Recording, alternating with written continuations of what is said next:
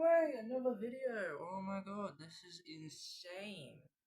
Now, I do preface this by saying this would probably be the last one for like quite some time. I got like a whole bunch of stuff in my life happening. But hey, you got my music you can listen to. I released a song pretty recently, and you should listen to that. Together Apart, the album coming soon. I have to self promo. Um, yeah. This is a lot more of a different video. It's gonna be a bit more chill. Well, I guess more of my videos are gonna be like exactly the same. So I guess it's like the same. But this is just a collection of albums of what I had some thoughts on recently. We're gonna go from worst to best, by the way.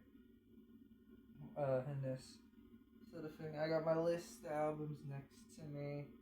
I got the scores for them. Some of them maybe you'll be surprised by. That's not how you say surprised.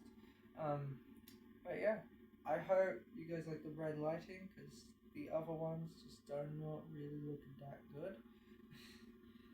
But I say that there's a lot of pretty good stuff on here. Well, there's really like two projects I love on here, and that's about it, really. There's two really good projects on this, and the rest are just, yeah. Anyways, enough beating around the bush, let's start. We're gonna talk about The Romantic by Bruno Mars. Now, like, I've been listening to a bunch of like pop music recently, so I've been revisiting a lot of Bruno's stuff, and I'm like remembering that, he had a lot of cool songs and all that sort of stuff. I only heard this yesterday, by the way, so my thoughts are still very fresh on my mind. And yeah, after listening to it, I really wasn't a fan. There was a couple cool songs. No, I thought the outro was cool. We Want to Have a Fight, I think. Gee, that one was cool. There's another one, but I can't remember the name. Maybe it was the intro. I don't remember. But for the most part, I felt like it was lacking like quite a lot of soul. And that's funny I say that because it's more of like a kind of soul sort of album, soul-esque, I guess you could say. There's a lot of like mariachi elements to it as well, which I thought was pretty cool. You don't see that in the typical album, so it was awesome to hear that. But for the most part, it sounded like it was just basically like it felt like there definitely was some form of passion, but it felt like it didn't really go further than like the surface level, and it just kind of really disappointed me because I love like Latin music and all that sort of stuff. So I was incredibly disappointed by Bruno Mars' recent album. I give it 5 out of 10. It just did not hit me the same. Alright, next project we're gonna talk about. We're gonna talk about Strictly for the Scythe by The Scythe, which is Denzel Curry's group. I'm a huge Denzel Curry fan, if none of you guys know. I love Denzel. I think he's one of my favorite artists of all time. I have Melt My Eyes on vinyl. That was the first album I think I ever pre-ordered on vinyl too, by the way. I have Taboo on CD, originally I was quite excited for this because I thought, oh, the cover looks cool, I like it a lot. But after listening, I felt really kind of disappointed. I mean, I wasn't expecting much out of like 8 songs, but it felt like it's trying to capture the magic of King of the Mischievous South again. But the thing is that the thing that made King of the Mischievous South special is that we hadn't really heard Denzel do a full project like that in ages. When then he released the other one with a couple extra songs like Another Late Night. And it had some cool stuff on it, right? But this just felt like way too much. It felt like KOTMS reheated nachos, basically. It just really did not do much for me. There was a few cool songs there. And I will say this. Definitely had, like, passion from the people. Like, more passion than the Bruno. project in my opinion. So yes, I unfortunately say that Strictly for the Scythe was quite underwhelming. I don't think this is going to be the fall of Denzel Curry, but I hope that like his next project is better. His next project, whatever that may be. I give Strictly for the Scythe a 6 out of 10. 6 out of 10. Okay, the next one we got Don't Be Done by ASAP Rocky. Oh my god, I'm gonna talk about it. I was gonna actually make a review for this back when it first dropped, but I just could not be asked to. Dude, I literally wrote one thing in this, and it was just like it was a disappointing comeback. Just like a really disappointing comeback album. But why did I write that? Because I haven't even heard Testing. So, like, I think I had to. I don't even know why I wrote that. So I'm not gonna talk about that. Yeah, that's my bad. Anyways, yeah, I gotta say though, Don't Be Dumb. Like, it had a lot of cool elements, but like me and my friend have been talking about it a lot. The second half is really where the energy starts picking up. You know. I just realized the notes I wrote for this are completely just wrong. Just like they're not what I think at all. But I thought like the first half, there's a couple cool songs like Stole Your Flow, Player. That's about it really.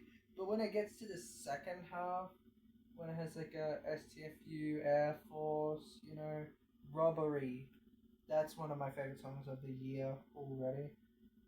Because that is such a really cool song over like the jazz. Yeah, that song is really good. Overall though, as like a full project, definitely not like amazing, but I thought it was pretty cool. Like there's definitely a lot of cool songs on it that I thought I'd probably come back to, but it's not something I say I'd emotionally connected with.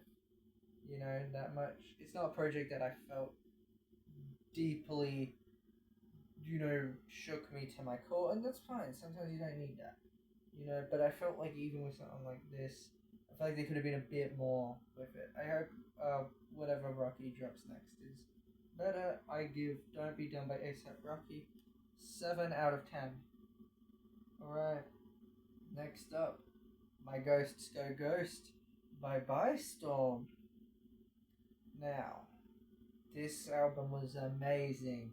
I was hooked on it when I first heard it. I should probably revisit it, but recently I've been revisiting a lot of Deadweight. That song is amazing.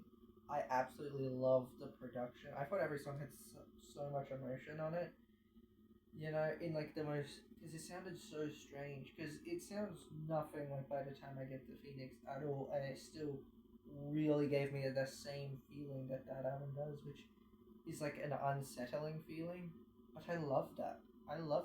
They can do like two different sort of vibes, and it still hits me the exact same, and it is amazing. You know, My Ghost Go Ghost, I thought was one of the most impressive albums. You know, coming back after By the Time I Get to Phoenix and teasing this project for ages. You know, this album really genuinely impressed me. I loved all the production.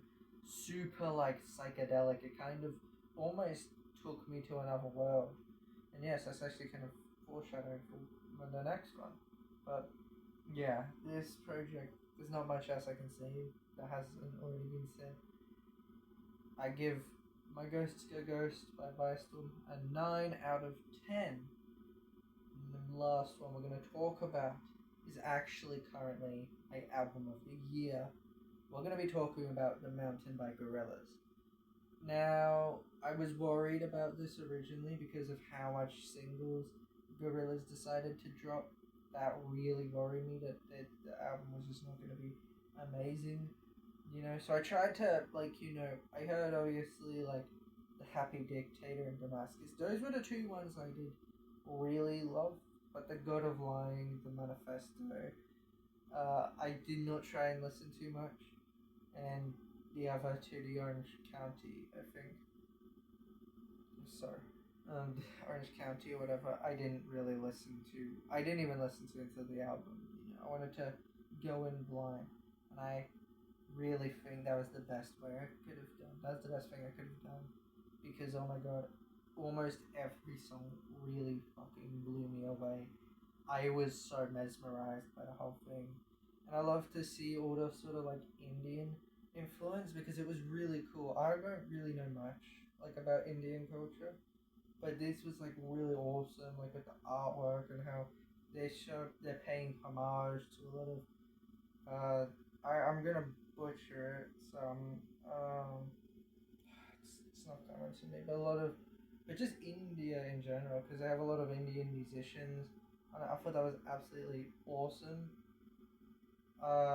Yeah, and even outside of that, it's just, I think overall just so much soul and emotion in every song.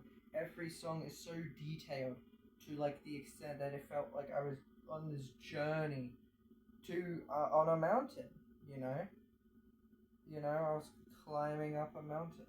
Or, yeah, I don't know. I'm not really climbing. So yeah, genuinely blew me away. It left me so impressed. I was absolutely in shock because of just genuinely how much I really liked it. And that says so much because the past, I'm not the biggest Gorillaz fan, I'll say that. I didn't really connect with Demon Days or Plastic Beach too much. Hot take, I didn't connect with them. The Gorillaz self-titled one was my favorite for a while, but now that the mountain is out, I can confidently say this is probably going to be my album of the year for the rest of the year, or at least it's going to stay in that top 5. Like that's definitely going to stay in my top 5, and I think this is probably the best thing they've done. I was so in shock, and I absolutely loved it. Just every song. My favorite was definitely like the Sad God. I really loved the Black Fort on that. He did such a fucking amazing job, and I love that because Black Fort is one of my favorite artists ever. Love the Roots, and I love Cheat Codes. The album was fantastic. But yeah, those were just some of my thoughts on some recent albums. Whenever I decide to post again, you will know. Whenever that might be. See ya!